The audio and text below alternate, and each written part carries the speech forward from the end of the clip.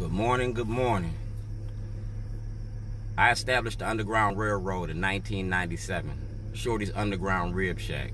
I came here straight out the penitentiary on the Interstate Compact in 1991. I am Dred Scott. My whole thing when I came here to Maryland was about the war on drugs, the illegal war on drugs, mass incarceration in the prison industry. I went to jail in 1986 to end the war on drugs. If y'all want to end the violence in the cities, if y'all want to end the corruption, you got to address the issue of racism and mass incarceration. You got to address the issue of the war on drugs. If you don't address the war on drugs, then you're not really addressing the problem. The violence comes from the war on drugs. The issues come from the war on drugs. The word war means that you have it's a war. And you declare the war on the black community because that's who the war on drugs is, the black community. And you've been having this war for 50 years. It's a 50-year-old war that's only casualties are us. Now you got the opioid problem. So you're trying to give that a different spin. You don't include it in the war on drugs. You can include that as treatment, mental health issues. You had a 50-year war on drugs and the war on the black community. What about our mental health? What about our post-traumatic stress syndrome? What about the issues that affect us? You invest $47,000 a year to incarcerate, $12,000 a year to educate. That's a big difference. You spend $500 million a year in the Baltimore City Police Department, plus the other grants and things that you put into the police department from the Department of Justice and the corporation ALEC. All right, I'm gonna talk about ALEC a lot. I'm in DC right now, visiting. I'm in DC and I'm on my way back to Baltimore, so I got time to kill. So consider this my therapy, getting shit off my chest. I'm enlightening the public to the truth versus the lies. All right. Like I said, this is all about the prison industry, mass incarceration. I do a thing called Dinner and a Movie because it's about the 13th Amendment. And the 13th Amendment breaks down the prison industry. It shows your senators, your congressmen, your elected officials that put this in place.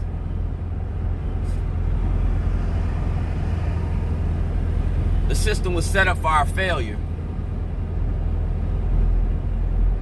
And it showed in the 13th Amendment, Dred Scott. It showed in the 13th Amendment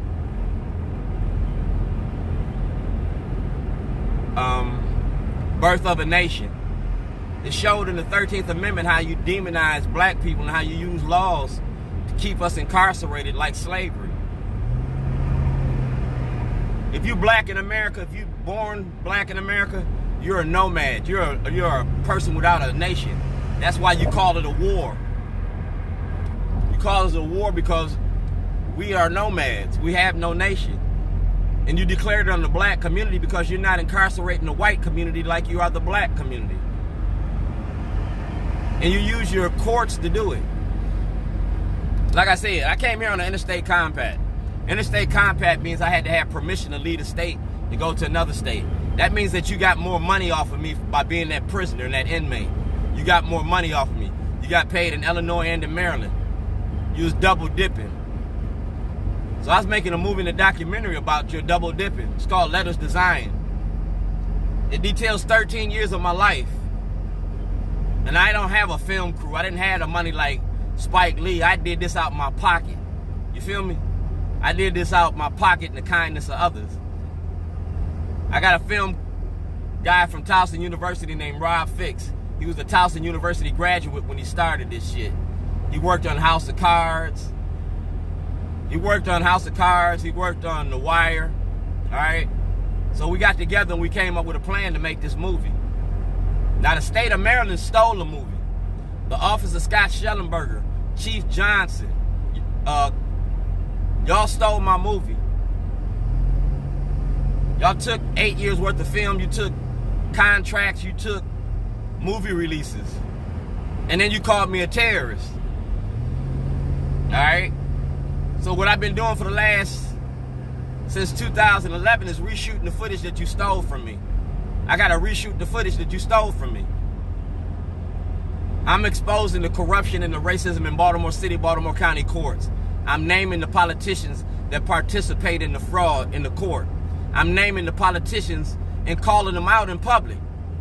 Y'all mad at Mayor Pugh? I called Mayor Pugh out 10 years ago. I called Mayor Pugh out and Governor O'Malley's mind machine out, because that's where the corruption come from. O'Malley's mind machine. That's a miniature daily machine. Now, if you go get the pictures from the 2010 census over in the Randallstown community, I was there. I was there with Pastor Jerome Stevens, Brent Jones from the Baltimore Sun, Governor O'Malley, Cameron Nats, Johnson. I was there, all right? And they did a video thing with Ben Carson's, all right? I know Ben Carson's. I know all of y'all, because I'm a caterer. I've been in your houses. You feel me? I've been in your houses, and I know where you are, and I know the things that you do.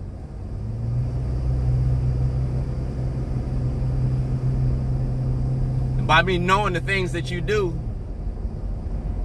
I put it on film. Book, movie, lawsuit. I told you I was going to sue you when I started this.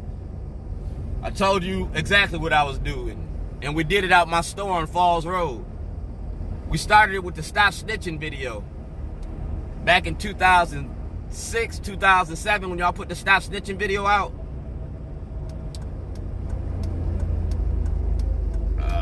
Shit. Got to talking to y'all and got distracted. Missed my turn. I got to turn around. All right. Let's go with the Stop Snitching video. That's the war on drugs. You use it to justify locking up black people. So you started this mass incarceration and just locking us up.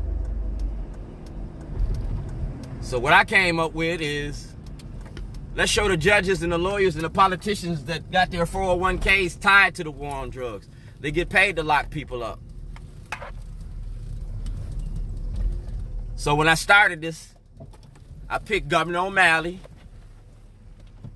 I picked Chief of Police Johnson. I picked Belfield. I picked them because of the way that y'all was picking us. Y'all was picking us like y'all was picking cotton. 2.6 million people locked up and 85% is black, Hispanic, poor. You know what I'm saying? And y'all making money off of them. Y'all did the new face of old Jim Crow. Y'all did the 13th Amendment. So y'all showed that this shit exists. But y'all never called nobody out on it. Y'all never pulled a card. See, I'm not from here. I'm from Illinois. And we don't do the shit that y'all do here in Baltimore. If we got a problem, we handle that business. So I got that Illinois type mentality. I don't have no friends here. I came here straight out the penitentiary. My friends is my inmates. My friends is my ghetto. And I'm good in any ghetto I go. You feel me? I'm good in the hood. Plain and simple. I'm a cook. I'm a chef. I'm an activist. I'm a father. I'm a grandfather. I'm a great-grandfather. And I am enjoying my life. I'm homeless because I don't own nothing. And I call that my Jesus trick too, because when Jesus was on this earth, Jesus was homeless. Jesus walked amongst the people. He was there where they was at. He met them where they was at. He didn't have these houses, these mansions. He didn't separate himself from the rich and the poor. He was with everybody, the rich, the poor, the sick. You feel me? So that's what I do. If you doing good in the hood, that's who I'm with, the good in the hood. That's what Jesus did, the good in the hood. That's why y'all love him, because he did good things. He did good things. So if I pattern my life after that, then how can you hate me? You hate me because you hate the truth. You feel me? You hate me like you hate Jesus. You hate me like you hate Martin. You hate me like you hate Malcolm. You hate me like you hate Thurgood Marshall. You hate me because you hate the truth. And when the truth speaks to you, it's hard for you to swallow. Dog, I'm not a coward. I don't run for no fights. I'm good at whatever I choose to do. And right now, I choose to expose you. This live feed gonna go for like an hour because I'm out in, I'm not in town. I went out of town to visit people, to do things, to make connections. And like the Underground Railroad, Harriet Tubman, you gotta have those connections.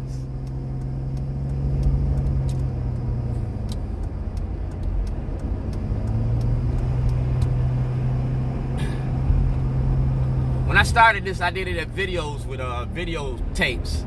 We went from videotapes to cameras, SD cards. Now you got live feeds. So I progressed. I started this on MySpace. I use social media to do it because you have to have a social justice. And that's where I can control the narrative. Now, if you look at my name, you Google me. Google State of Illinois versus Dwayne Davis, 1986.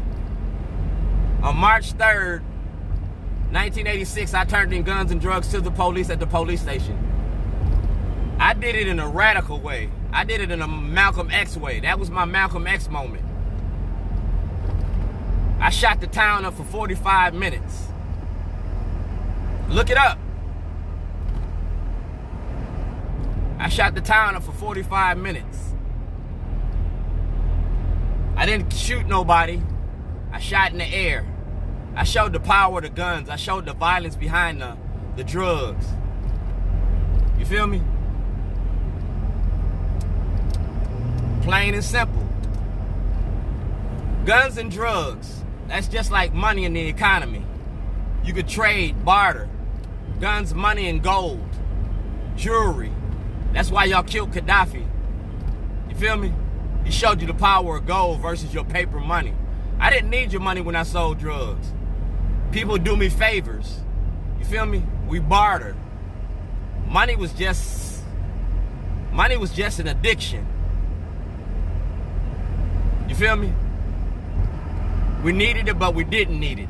Our word did what we did. Back in the 80s, we used to fuck with the Colombians, the Cubans, the Salvadorians.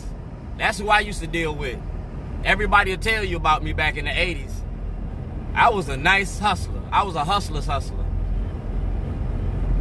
All right, getting back to the hand. I keep drifting back and forth. 1986, I turned in guns and drugs. I shot up the town. I won my case on appeal in 1988. I won my case on appeal. It's a precedent-setting case. And I'm innocent of all charges. Now we fast forward to 2007. I started this movie called Letters to Zion because I wanted to make a movie about ending the war on drugs and showing how it affects the community. So I came up with the issue of Letters to Zion because my son got killed in 2006. And I couldn't put my hands on nobody because I made my mama a promise that I would end that lifestyle. And revenge only because it's revenge, you know what I'm saying? So I would become what I came to defeat. If I'd have did something to somebody for killing my son, then I'd have been the same person that I came to stop. You feel me? So I had to eat that. By me eating that, I still had to deal with it. So I came with the issue of Letters to Zion. I wrote 9 letters. For the 9 weeks I was home, every week I was home, I wrote a letter. It was therapy. It was a way of getting shit off my chest. When you're in jail, you write letters. You feel me? When you gotta address the courts, you gotta write letters. Wainwright and Gideon versus Wainwright, he wrote letters to get to the courts. So I wrote letters. Came up with 9 letters. And them 9 letters really pissed y'all off. Because I not only wrote 9 letters to Zion, I put them all over the city of Zion. Putting your business out there. How I used to be. Waukegan's worst to Baltimore's best. And y'all wasn't having that shit. 2007, I went home on vacation. I came back on probation. 2007, I went home to get I went to file a class action lawsuit for $2.5 billion. Y'all wasn't gonna let me file that class action lawsuit. The lawsuit was about the prison industry and the courts. I named Judge Boris, Judge Foreman, Judge Rossetti, Michael Waller, John Bailey. I showed how the public defenders and the state's attorneys work together to incarcerate black people. I named the judges, the lawyers, and I broke down how y'all do it. I fired my lawyer. I defended myself. I didn't never lead a lawyer. That's my constitutional right. But I showed you where you locked up a lot of people in Maryland. I mean, a lot of people in Illinois behind it. I made a videotape about it. It's called Portraits of a Letter. All right? You can contact Val King, Will King, the King family, the people on the South Side, the Edwards, Angie Wilson, everybody on the South Side knew I was doing this movie, Letters Design. Buddy Carpenter, you know what I'm saying? But y'all locked me up to keep me from making the movie. Y'all keep locking me up. I ain't scared of jail. I ain't scared of dying. Them two things I ain't scared of. Only thing I'm scared of is God not loving me. I'm living in faith and I'm enjoying his favor. And that's something that you can't deal with. No weapons formed against me. You feel me? I'd rather have 1 million friends than $1 million. That makes me a millionaire. 2007, I went home on vacation. The state of Illinois has a videotape. They got a little videotape that I shot. It was my Christmas party because I was going home. And they were scared about me going home. They thought you was going to kill me because of what you did to me the year before. You locked me up. So I was coming to file that $2.5 billion lawsuit. That was to stop y'all from building that new prison. Now you can contact Angelo Kyle. You can contact Mary Cunningham. You can contact Sabanjan, Mayor Sabanjan. You contact all these people because, like I said, when I wrote Letters Design, I also wrote letters to y'all, letters to the county board, all this shit documented. And I had it on the computer that y'all stole. All right? I showed the role that the media plays in misinformation as well. The Waukegan News Sun, Chicago Tribune, all that. Because I gave y'all this information as well. And I did it with letters and emails, electronic data. I put it in the ether. That's some shit that y'all can't destroy. I'm not as dumb as y'all thought I was. I play country dumb, but I'm city slick. You feel me? I've been in the streets since I was 14 years old. Ain't a whole lot I don't know. Ain't a whole lot I ain't willing to learn.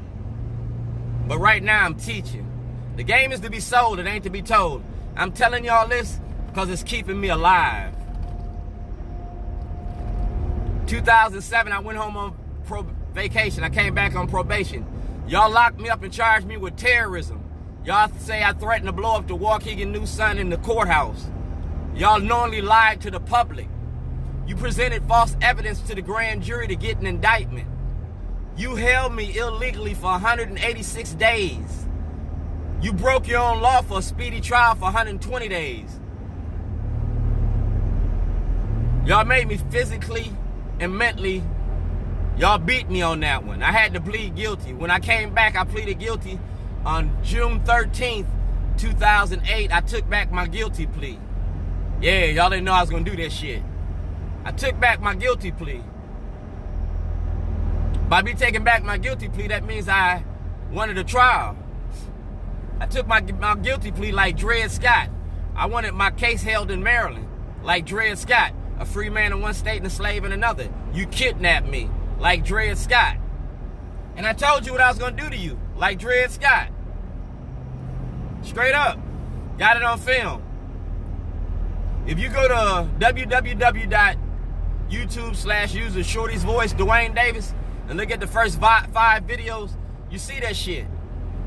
I got 238 videos on that page that shows everything that I'm telling you. Contacted the congressmen, the senators, all that shit. Long before y'all made the 13th Amendment, Long before you made the new face of old Jim Crow, I was doing this shit about the prison industry. Dred Scott was the catalyst for the Civil War. That's why I equated Dred Scott in my case. Do blacks have rights in which white America respects?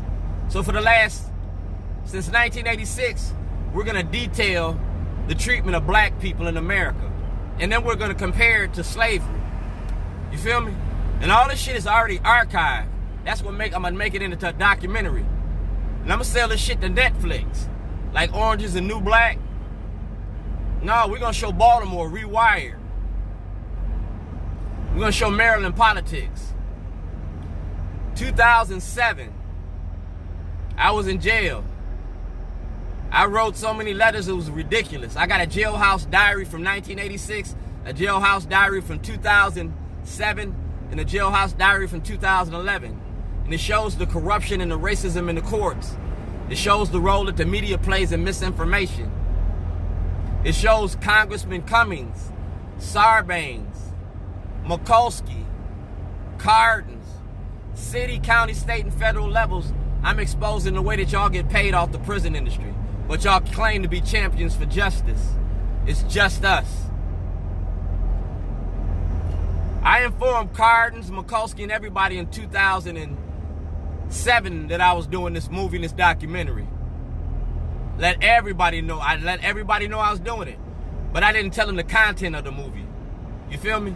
I didn't tell them it was about the prison industry. I didn't tell them it was about our government. Ain't no law against making a movie about our government. Me being a caterer, I've been in your houses when y'all was discussing these things.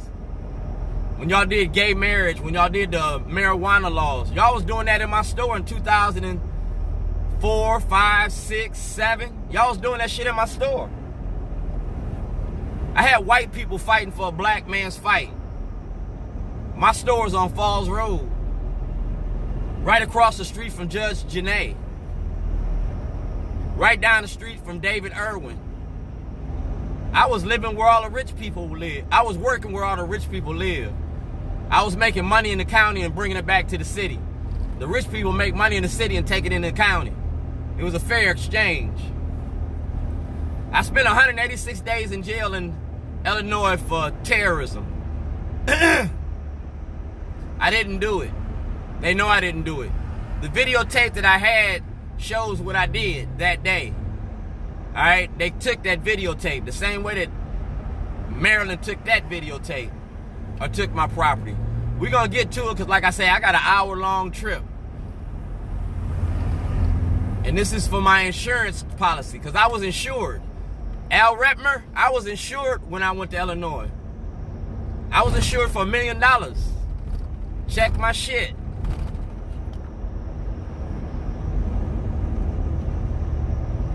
I gotta pay attention to the road. I gotta be a responsible driver.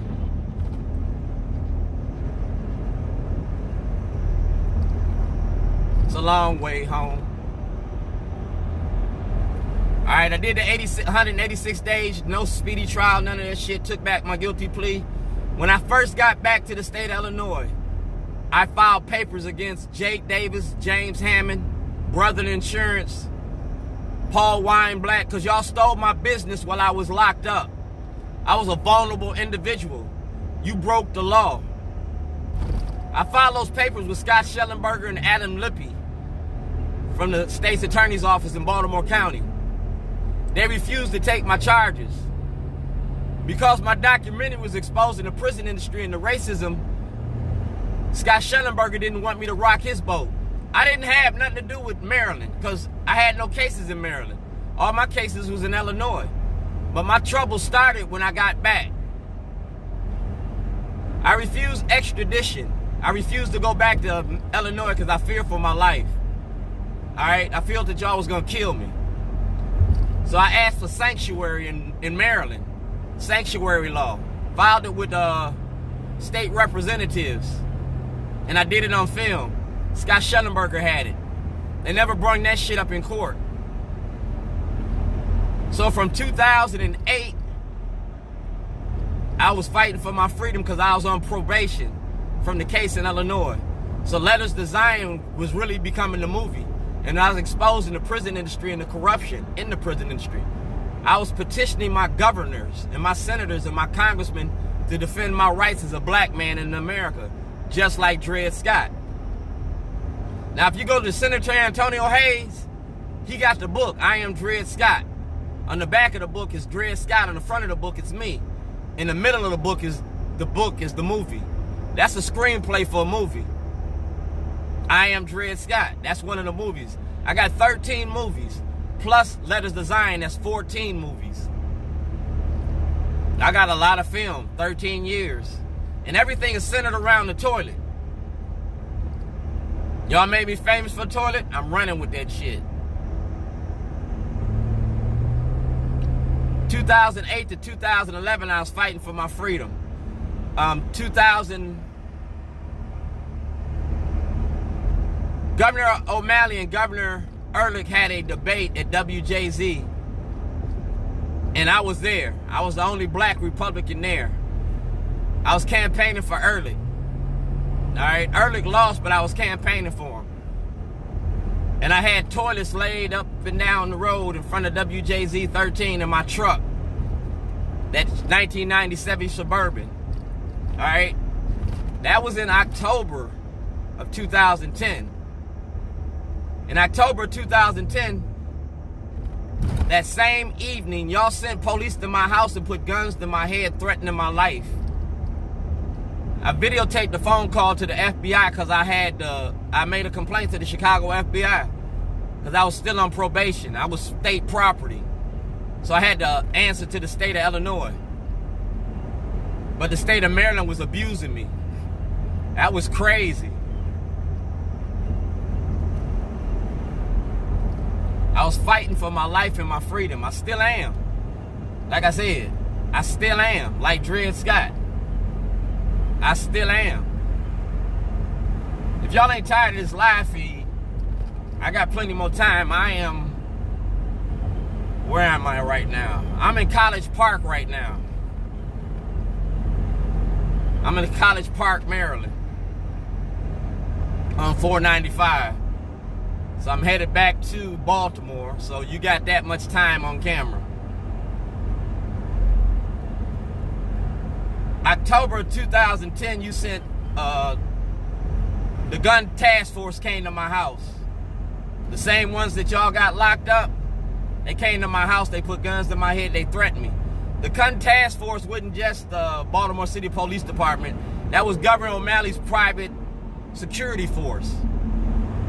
Governor O'Malley got the FOP in Baltimore City, and he got a government, they do what they tell him to do.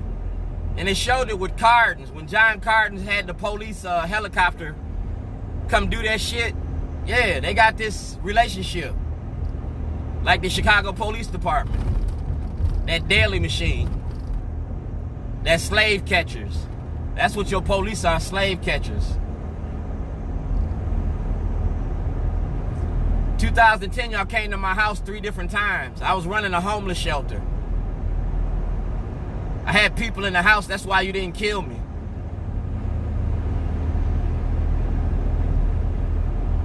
Y'all got mad. I didn't have no bomb making equipment. I didn't have no guns in the house. I had storyboards, I had videotapes. I had a movie studio. That's what you got mad and scared of. And then when I asked for your badges and your numbers, you didn't give them to me. When I filed a complaint with Internal Affairs Division, you didn't do nothing about it. You feel me? You didn't do nothing about it. You permitted them police to do what they did to me, threaten my life. All right? My Internal Affairs Division, I had that in there. I filed that in the FBI, Chicago and Baltimore, in the Department of Justice. So long before y'all went after the corruption, I've been exposing the corruption. I also turned this shit into Mayor Pugh when she was Senator Pugh, the Maryland Black Caucus. DD Shortman at AOL.com. Y'all took all my AOL account. But that's still, I can't access it, but the government got it. And I have certain AOL, I got certain emails that I got. So y'all can't shut me down. And y'all been trying. It's like I said, when y'all came to my house, y'all put guns in my head. Y'all threatened to kill me. Then I was shooting a film over at the Exxon, over in the Alameda, and Officer Hill's district, and Officer Chen's district. I was filming the police over there, and one of your white shirts was in the store telling me that they can get away with shooting me and there was nothing that y'all could do about it. I was like, you probably could. Y'all killed a lot of people in Baltimore that the Baltimore City Police Department has murdered, and y'all ain't did nothing about it. That gun task force, was selling drugs for over 10 years, and they committed murders in Baltimore City, but Greg Bernstein and Marilyn Mosby never charged them with no murders. They sold drugs for over 10 years, intimidating and threatening people, and you gonna tell me they didn't kill nobody? They committed murders, and y'all stuck them murders on other black bodies. You got innocent black people sitting in jail in Maryland for the murders that them white people committed. That was in my documentary. Now it's in my truth. I'm doing these live feeds because y'all killing activists. Y'all killed like 6 activists down in Atlanta and Ferguson and St. Louis and shit. Y'all killing activists. My faith and my favor is getting me this far, but it ain't guaranteed. I'm not bulletproof. You killed Malcolm, you killed Martin, and I know my time is coming. But before I die, I want my truth to be told. I don't want to wait 20 years for you to say these are the Shorty papers or these are the Nixon papers. No, my shit live every day. I go up in the chief of police. How many people you ever seen chase the chief of police out of City Hall? I done did shit motherfuckers only dream of. I done shot up the town. I chased the chief. Dog, I done did that shit. That's that gangster shit. And I don't run with no crew or no posse. I run by myself. I go to jail by myself. I'm gonna die by myself. You feel me? I'm showing you the power of one. It only take one. And I'm not a leader. I'm just a trendsetter. I'm showing you that it can be done. October 2010. You sent state troopers came to my house too. You came to my house at 12, 3, and 5. And I filed a complaint with the FBI. I got it on film. And I hand wrote it too. I was still on probation. My probation didn't expire until December of 2010. You feel me? Y'all took money from me.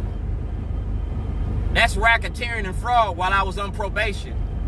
I was innocent of those charges. Y'all got to return my money. You feel me?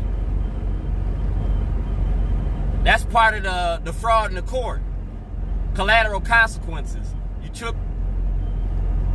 That's what you did. $1,500 too.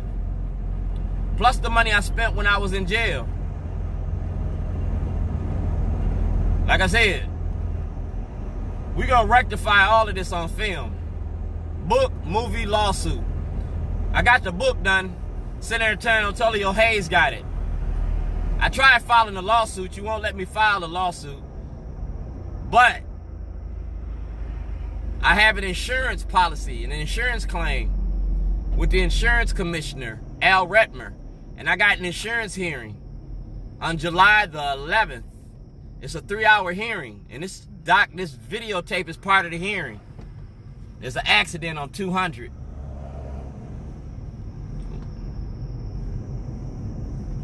So on the 11th, I guess I'll tag Retmer in this.